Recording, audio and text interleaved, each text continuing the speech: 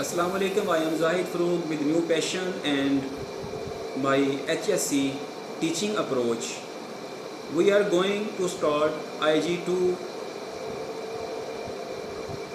and today we are discussing about minimum welfare standards.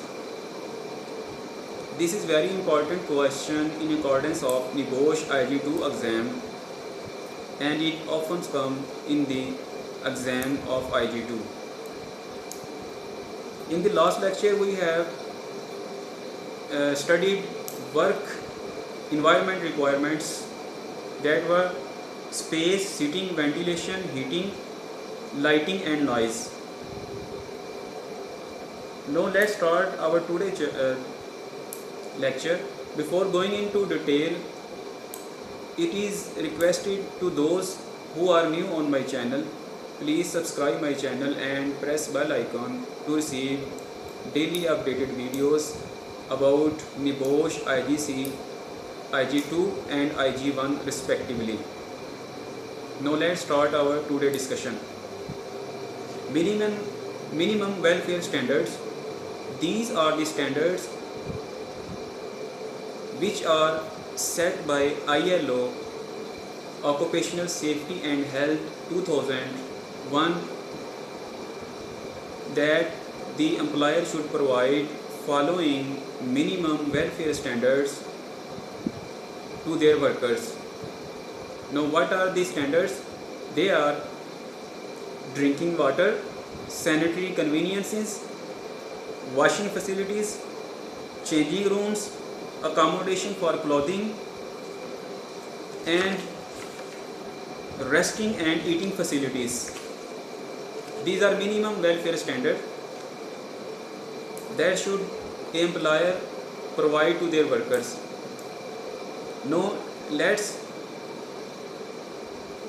briefly describe minimum standard that should be in the domain of first standard, that is drinking water. Drinking water means access to wholesome water.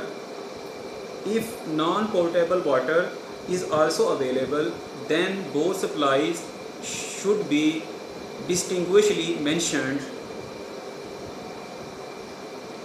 so that their access might be very easy and in the approach of each worker.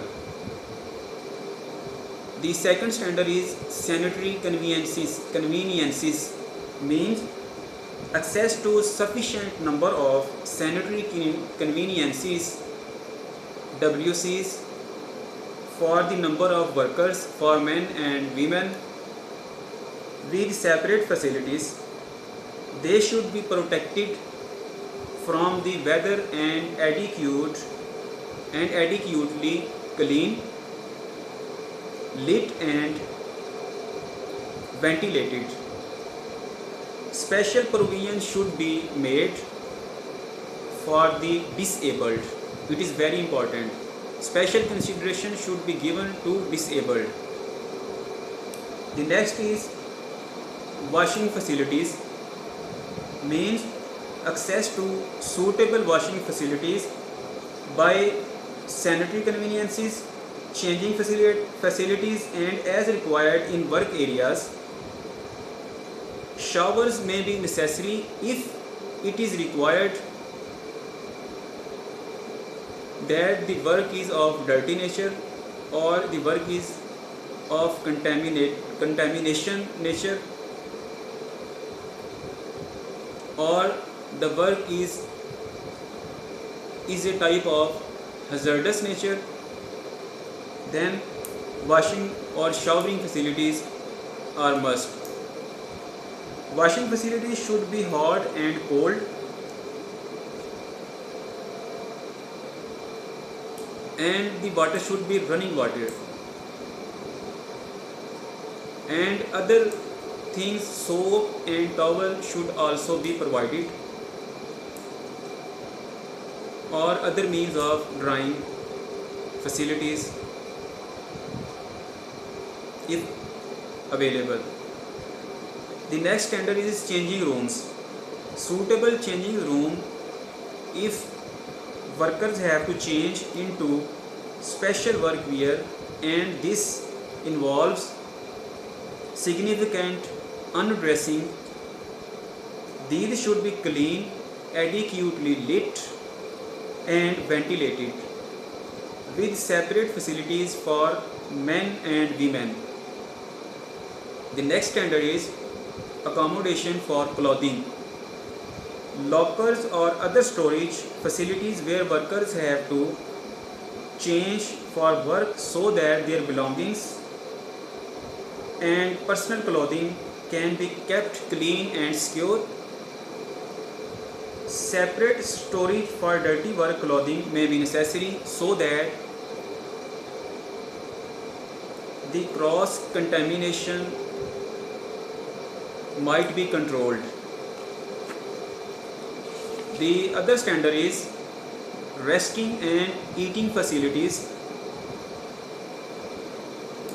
It describes that access to suitable rest areas where workers can take a rest break from work. Such access should have sufficient seating and eating facilities and be away from hazardous work area, allowing workers to remove PPE and relax. Eating facilities should be provided so that food can be eaten in a hygienical environment. If hard food is not provided at work, then basic facilities might be provided so workers can make their own hot drinks and food. Non-smoking facilities should be available to protect workers from second-hand smoke. The important thing is that smoking in workplace is tightly regulated by law in many countries, and every employer should consider this, because if one person is smoking, it creating hazard to others for the long run ill health effects. This was the description of basic welfare standard against the unit of IG 2.